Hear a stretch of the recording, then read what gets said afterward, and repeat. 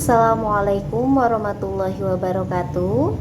Selamat pagi, semoga teman-teman PKBM Bima Warna dalam keadaan sehat walafiat. Pada pertemuan kali ini kita akan membahas tentang prinsip ekonomi dan kegiatan produksi, distribusi, dan konsumsi. Yang pertama yaitu tentang motif ekonomi. Nah, dalam motif ekonomi sendiri terdapat beberapa macam. Yang pertama yaitu motif untuk kepentingan individu. Jadi ekonomi juga bisa menjadi untuk kepentingan individu seseorang. Lalu yang kedua yaitu motif untuk mencari keuntungan. Ekonomi juga dapat kita gunakan untuk mencari keuntungan. Misalkan kita melakukan membuka usaha lapangan pekerjaan sehingga kita mendapatkan keuntungan dalam usaha tersebut. Lalu yang ketiga yaitu motif untuk mendapatkan penghargaan. Contohnya ketika kita menciptakan atau membuat perusahaan dengan kita memiliki dedikasi, kita dapat mencapai suatu penghargaan tertentu. Lalu yang selanjutnya yaitu motif untuk berbuat sosial. Berbuat sosial di sini dalam ekonomi juga itu dapat membuka lapangan-lapangan pekerjaan untuk masyarakat di sekitarnya. Lalu yang terakhir motif untuk mendapatkan kekuasaan. Selanjutnya yaitu prinsip ekonomi bagi produsen, distributor, dan konsumen. Yang pertama yaitu prinsip ekonomi bagi produsen. Yang pertama yaitu mendirikan tempat usaha dekat dengan bahan baku dan tenaga kerja. Yang kedua, menggunakan tenaga kerja yang terampil. Nah, dalam produsen kita juga harus menggunakan tenaga kerja yang memang dia dapat melakukan di bidang tersebut. Misalkan dalam produsen pembuatan genteng. Nah, kita juga harus menggunakan pekerja-pekerja yang memang dia dapat membantu kita dalam memproduksi genteng. Lalu yang ketiga ada memakai bahan baku yang berkualitas baik dengan harga termurah. Maksudnya di sini ketika kita memproduksi misalkan produksi tempe, maka kita juga harus menggunakan bahan baku kedelai yang berkualitas baik dengan harga termurah. Lalu yang selanjutnya adalah memakai sumber daya seefektif mungkin. Misalkan seperti tadi kedelai, kita juga harus menggunakan kedelai dengan seefektif mungkin sehingga nantinya tidak ada dalam memproduksi tempe kita terlalu berlebihan dalam memakai bahan baku. Lalu yang selanjutnya yaitu menggunakan mesin modern dengan produktivitas tinggi dengan biaya termurah. Yang selanjutnya yaitu menentukan harga jual yang menguntungkan. Misalkan seperti dalam memproduksi tempe tadi, kita harus menentukan harga jualnya.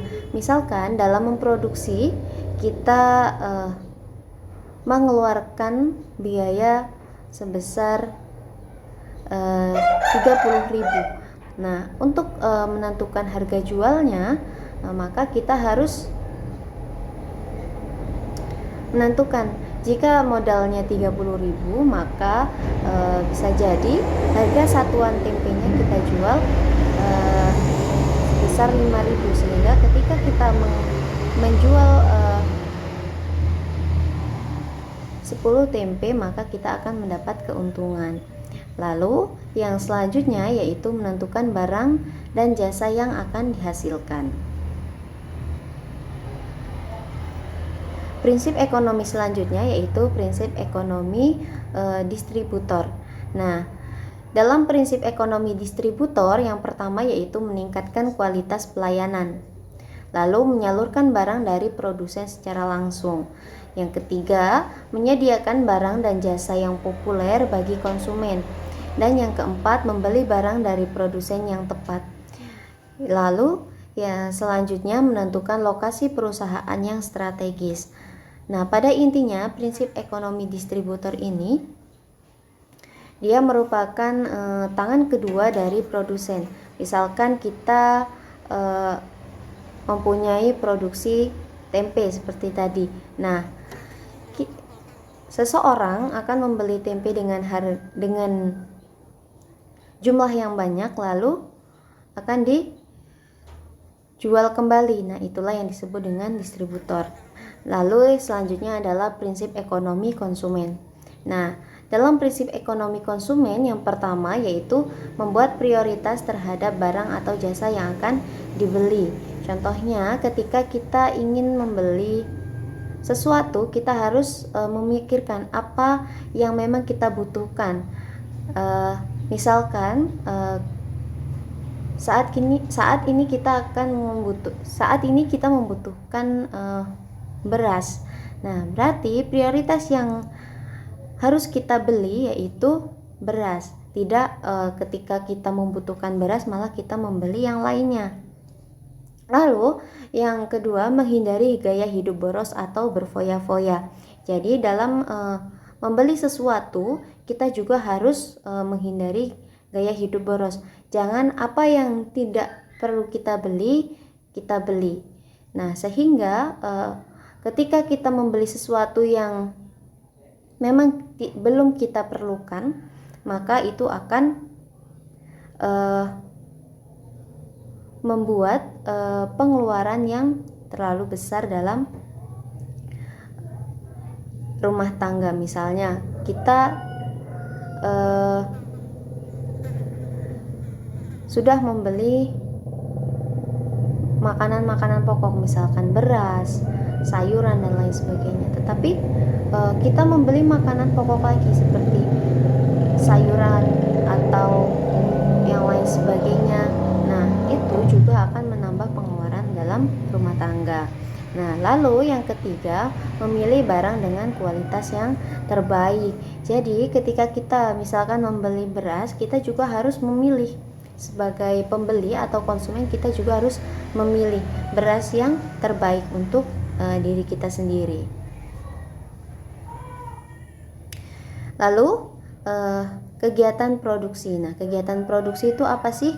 Nah, produksi sendiri merupakan suatu kegiatan yang menghasilkan barang atau jasa. Nah, produksi barang yaitu kegiatan menambah kegunaan benda dengan mengubah sifat dan bentuknya. Misalkan membuat makanan, membuat barang industri, dan lain-lain. Nah, sedangkan produksi jasa adalah kegiatan yang menambah kegunaan benda tanpa mengubah sifat dan bentuknya. Misalkan menggelar pameran budaya, perbankan, ojek online, dan lain-lain. Nah, lalu pelaku produksi sendiri itu disebut apa sih?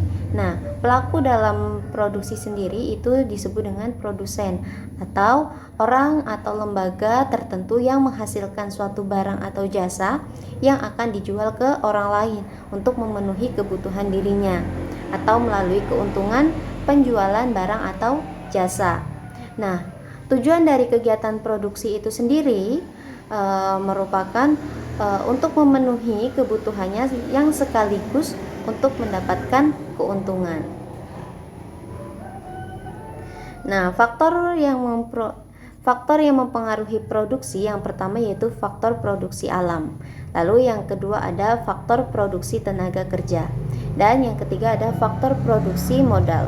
Yang keempat, faktor produksi kewirausahaan. Selanjutnya yaitu kegiatan distribusi. Nah, kegiatan distribusi sendiri adalah suatu kegiatan menyalurkan barang dari produsen ke konsumen. Nah, badan atau orang yang melakukan ini disebut dengan distributor.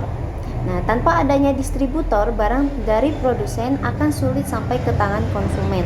Contohnya, ketika suatu perusahaan dia memproduksi gas LPG. Nah, ketika tidak ada distributor, maka orang-orang yang ada di kampung-kampung terpencil yang tidak dekat dengan perusahaan tersebut, maka dia tidak bisa menikmati gas LPG.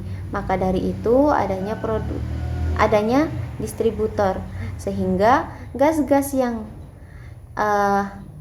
diproduksi oleh perusahaan akan dapat dinikmati oleh seluruh kalangan.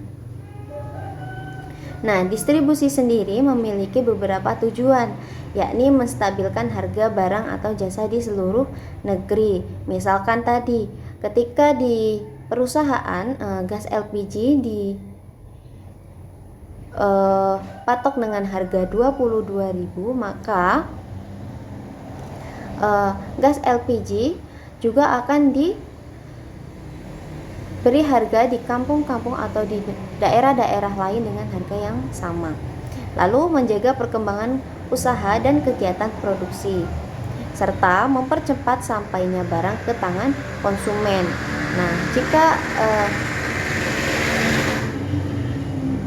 tidak adanya distributor, maka kita akan mendapatkan gas LPG sangat sulit. Tidak mungkin kan kita akan mencari gas LPG sampai ke perusahaannya, yang mungkin letak perusahaannya itu ada di Jakarta atau ada di Tangerang. Kan kita tidak mungkin akan mencari, atau ketika gas kita habis kita langsung pergi ke Jakarta dengan waktu yang lama, kita harus merogoh kocek yang lumayan dalam, padahal harga gas LPG itu hanya 22.000. Tapi ketika kita harus mencarinya atau membelinya ke Jakarta, pasti pengeluaran kita lebih dari 22.000. Nah, itulah gunanya atau tujuannya distribusi, ya, mempercepat sampainya barang ke tangan konsumen. Nah, cara-cara distribusi pun sangat bermacam-macam. Misalkan melalui pedagang besar atau agen, lalu pedagang eceran. Nah, ada koperasi. Nah, kalau koperasi biasanya dia ada di sekolah.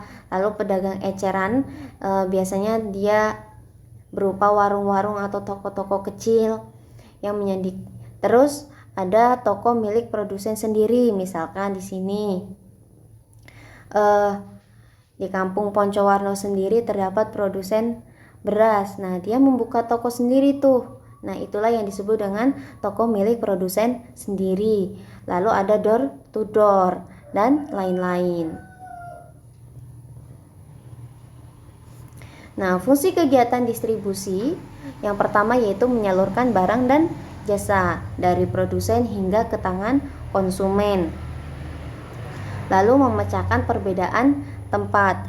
Yang selanjutnya memecahkan perbedaan waktu dan seleksi dan kombinasi barang. Nah, cara distribusi dan tugas distributor. Nah, adapun distribusi memiliki tujuan untuk menyalurkan barang dengan cepat dari produsen ke tangan konsumen. Nah, penyaluran barang ini bisa dilakukan dengan dua cara. Yang pertama, distribusi langsung. Distribusi langsung adalah penyaluran hasil produksi dari produsen langsung dijual atau disalurkan ke tangan konsumen. Contohnya, petani sayur atau petani buah-buahan yang secara langsung menjual hasil produksinya ke tangan konsumen atau masyarakat tanpa melalui perantara.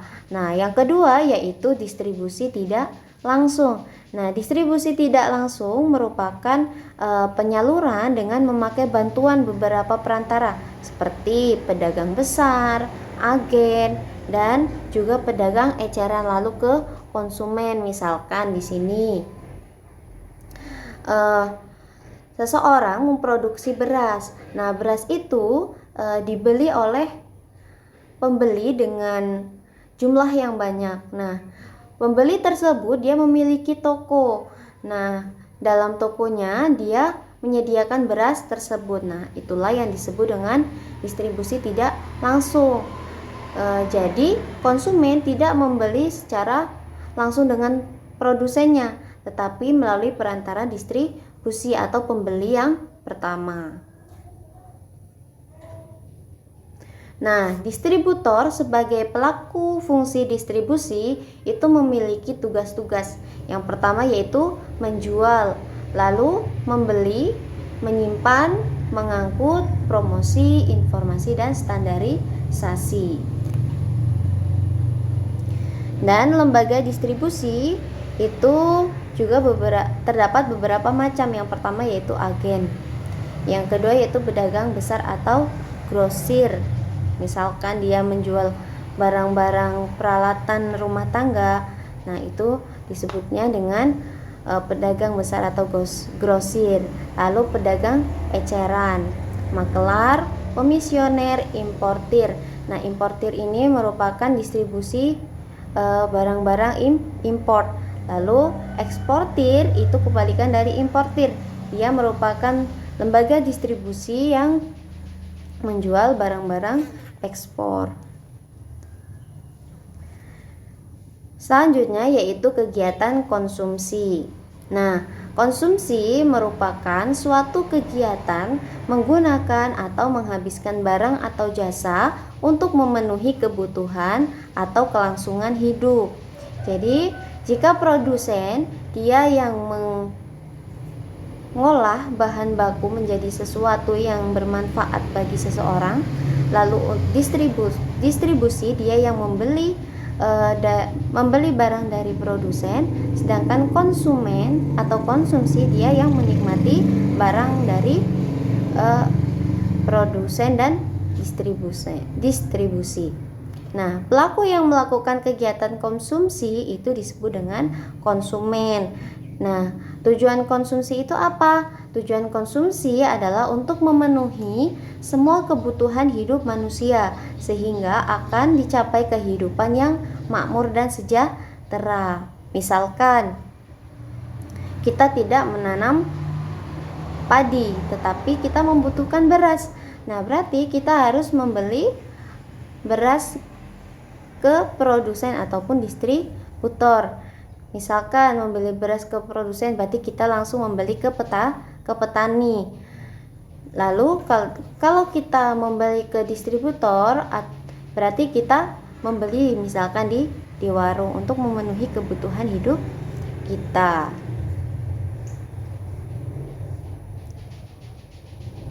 Nah, faktor yang mempengaruhi konsumsi yang pertama yaitu pendapatan. Nah, semakin tinggi pendapatan yang kita punya, maka semakin tinggi juga kita membeli sesuatu. Misalkan kita ini orang mampu, maksudnya kita ini orang berada, pasti kita akan membeli barang-barang yang mungkin harganya itu lumayan tinggi. Lalu harga diri terhadap lingkungan.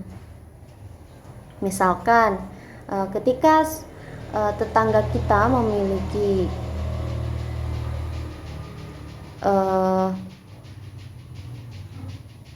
makanan-makanan yang enak, misalkan tetangga kita ini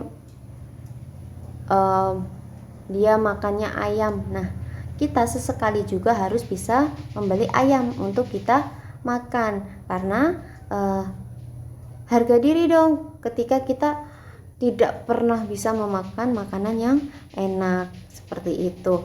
Lalu ketamakan dan kesombongan. Nah, orang-orang yang tamak atau sombong pasti dia sangat menyukai hal-hal yang berbau belanja. Misalkan ketika orang yang tamak pasti dia akan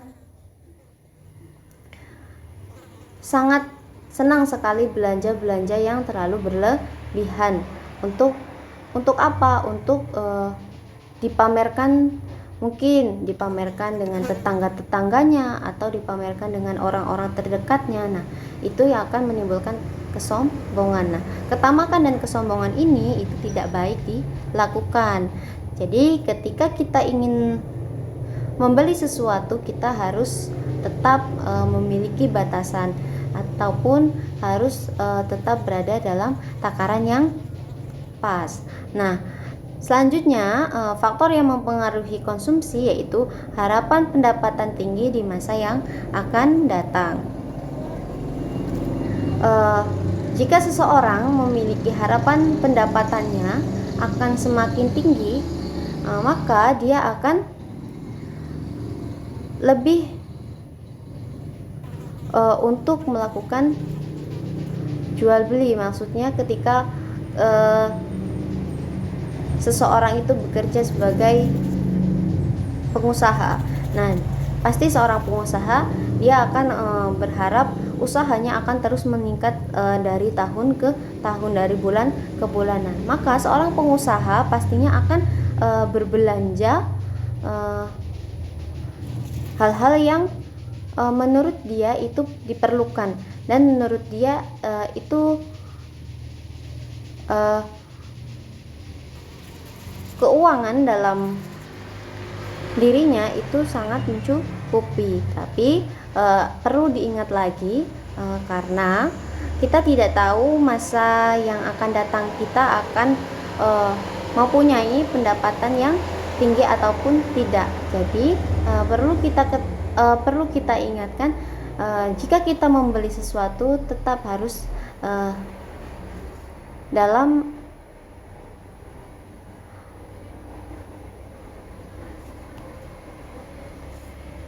jadi kita harus tetap bisa menyortir apa saja yang kita perlukan. Jangan apa-apa yang tidak kita perlukan kita beli, apa-apa yang tidak kita belum mampu beli kita usahakan untuk membeli, karena harapan pendapatan kita ini di masa yang akan datang akan tinggi. Tapi ketika pendapatan kita di masa yang akan datang rendah, nah itu juga akan menjadi permasalahan. Nah, lalu faktor yang mempengaruhi konsumsi. Faktor yang mempengaruhi konsumsi selanjutnya tingkat pendidikan. Nah, semakin tinggi tingkat pendidikan seseorang, maka semakin tinggi juga konsumsi yang mereka beli. Misalkan seseorang yang tadinya dia masih sekolah dasar, nah dia mungkin dalam sekolah, ketika dia sekolah dasar dia paling cukup untuk membeli es dan permen. Tapi beda lagi dengan anak sekolah tingkat SMP, dia tidak mau membeli hanya es dan permen saja. Pasti dia ingin membeli, aku ingin membeli makanan, ingin membeli ini dan ini itu. Lalu beda lagi dengan tingkat SMA, dia sudah mengenal untuk yang cewek dia mengenal kosmetik, parfum, dan cowok juga mengenal parfum. Untuk membeli minyak rambut, pasti jika dia diberikan uang 10.000 pasti dia tidak menerima. Dia pasti akan merasa kurang. 10.000 ini dapat apa sih? Nanti yang 5.000 udah beli jajan, nanti aku beli untuk beli bedak, beli parfum kan 5.000 nggak cukup. Pasti seperti itu sudah sering terjadi. Nah, faktor yang mempengaruhi konsumsi selanjutnya itu umur dan jenis kelamin. Nah, seperti tadi ketika kalau anak-anak yang SMA umurnya kan sudah 17 tahun, pasti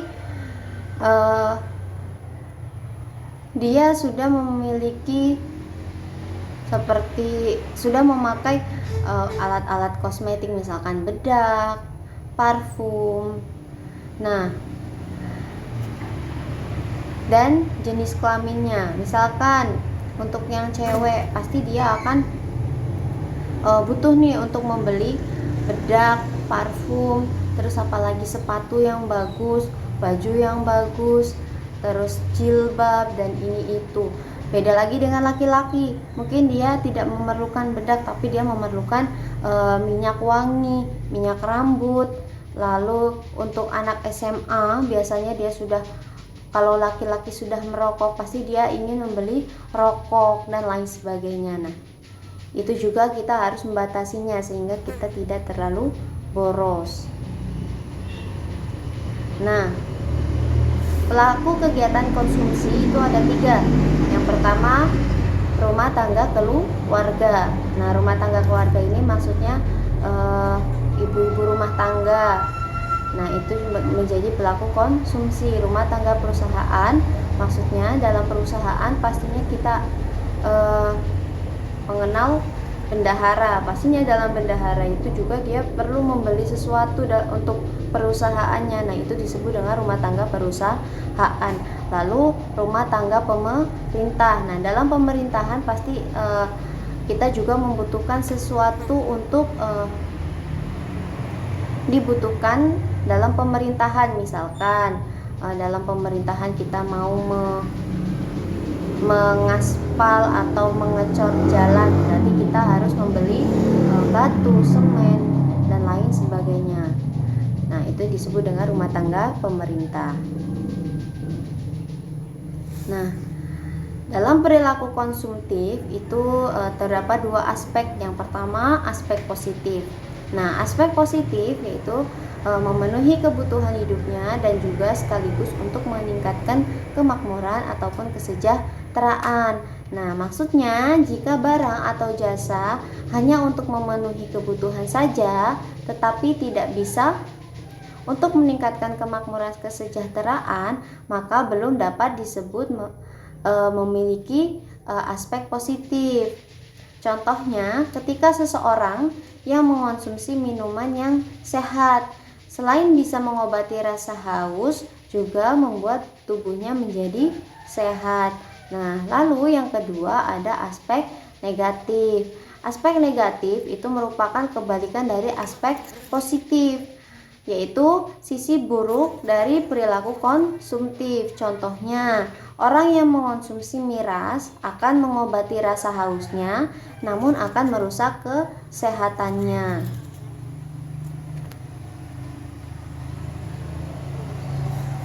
Nah, cukup sekian paparan materi pada hari ini. Semoga bermanfaat. Kurang lebihnya saya mohon maaf. Ihdinas siratal mustaqim, wallahul muwaffiq ila aqwamit thoriq. Wassalamualaikum warahmatullahi wabarakatuh.